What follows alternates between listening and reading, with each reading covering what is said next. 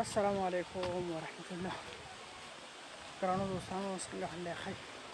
امید د رب نه لرم تاسو به ښه او د صحت او جامو مو بغاړئ. د یو نوي ویډیو سره ستاسو په خدمت کې حاضر یو چې راغلي یو پیره بیا په شارټ ټور باندې بشپڼ ته او د دې چې د ښکلې علاقې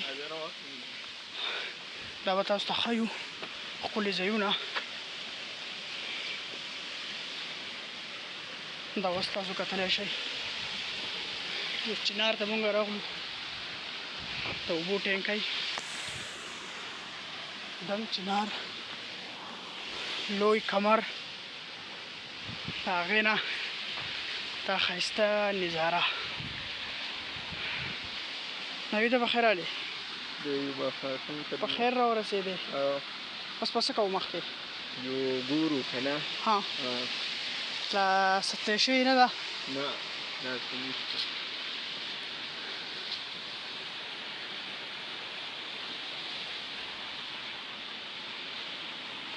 دا دی دا ځانه مېلمه دی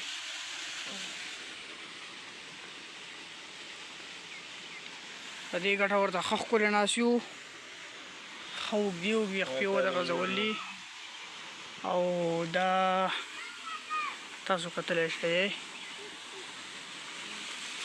دی ماله ویډیو کوي.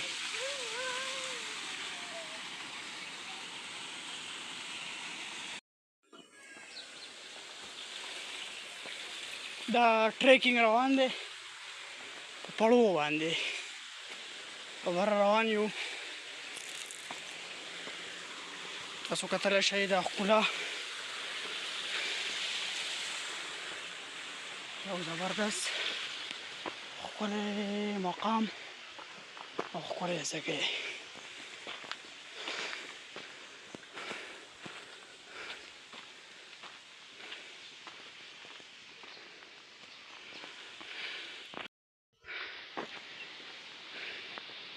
دې ځای ته راورسېدو، دا مکمل ښکلی دا ټوله سیند درته ښکاري. تاسو کتلی شئ.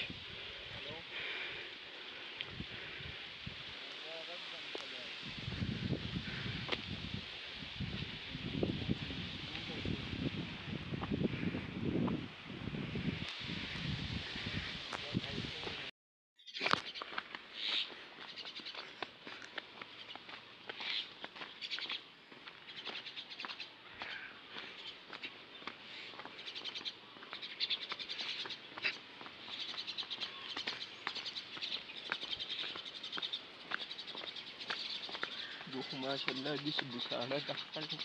او دا بله ورځ دې ته ویلی شي کلیوال ژوند، بیلچه په اوږه، جبل په اوږه، او دا روان دي کریړو له. تیری ورسره ده، ته تیری شي ده. دو به ځي د ځي ځای به واچوي او بیا به کریړې رانیسي.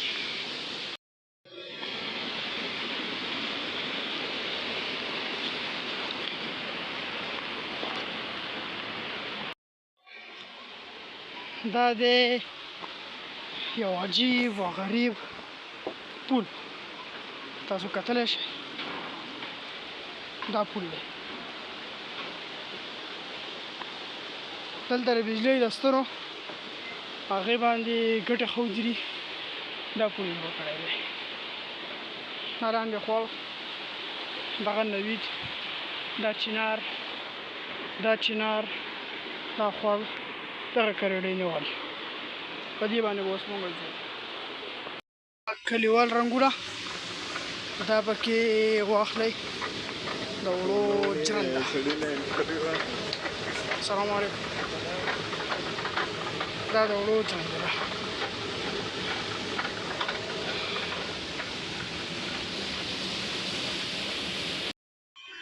فارم دی د مایانو چې دا وړې وړې کریړې پکې دې ګرځي. څه دغه دې را روانې دي.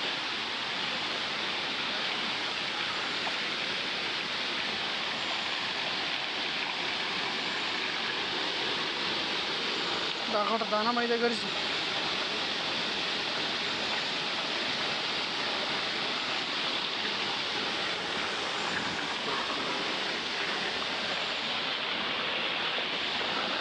دا هیدي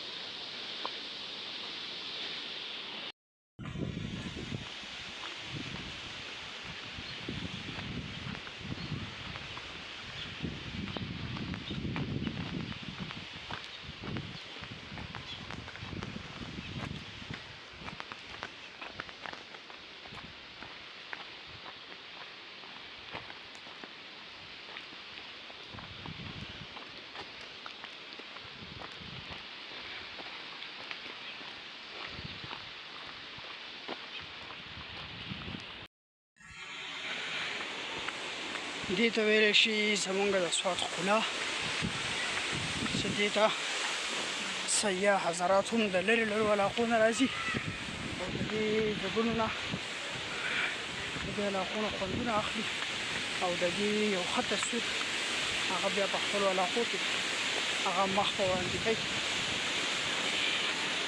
نو یقینا چې ښکلي ځایونه دي سیاحت دپاره چکر دپاره ډېر ښکلي ځایونه دي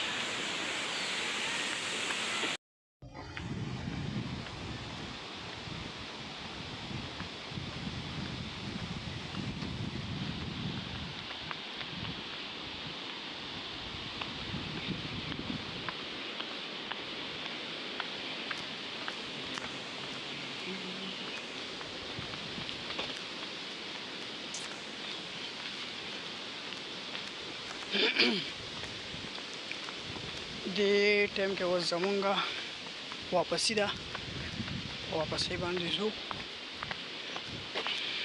اوس په ځان ګاډي ته وباسو او بیا به ګاډي ته خېږو او ځو واپس